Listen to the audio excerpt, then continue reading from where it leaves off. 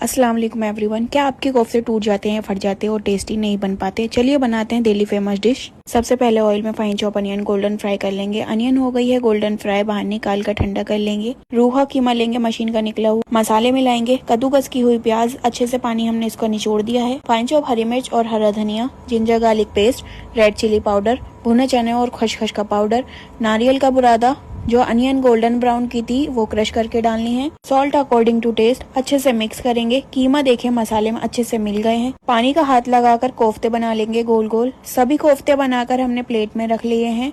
Gravy के लिए golden brown प्याज, गरम मसाला और दही लें और ग्राइंड कर लें। पेस्ट रेडी है। ऑयल में तेज पत्ता, हरी इलायची और लौंग कूट कर ऐड कीजिए खुशबू के लिए। जिंजर गार्लिक पेस्ट डालकर भून लें। सूखे मसाले जाएंगे रेड चिली पाउडर, धनिया पाउडर, हल्दी, नमक और मसाला यहाँ पर भून लें अच्छे से। 2 मिनट बाद थोड़ा सा पानी डालकर मसाला भूनें। मसाले में सभी कोफ्ते ऐड कर दें। इस तरीके से हिलाएं कि कोफ्ते चारों साइड से पक जाएं। अब यहाँ पर ऐड कर दें वो अनियन का पेस्ट जो हमने बनाकर रखा था और चम्मच नहीं चलाना है, बस ऐसे हिलाकर मिक्स करना है। यहाँ पर अपने आलू ऐड करेंगे ऊपर से। ग्रेवी जितनी पतली रखनी है पानी ऐड कर दें। ऊपर से हरी मिर्च ऐड कर दें। कवर करके पकाएंगे जिससे आलू टेंडर हो जाएं। माशाल्लाह बेहतरीन खुशबू आ रही है। 10 मिनट हो गए हैं पकते हुए, आलू टेंडर हो गए हैं। हरा धनिया ऐड कीजिए। लाजवाब टेस्टी आलू कोफ्ते हमारे बहुत ही मजे के बने हैं। देखा ना इसको बनाना कितना आसान है, जिससे कोफ्ते ना टूटे ना फटे। नान के साथ आप इसको एंजॉय करें। वीडियो को लाइक करें। अल्लाह हाफिज।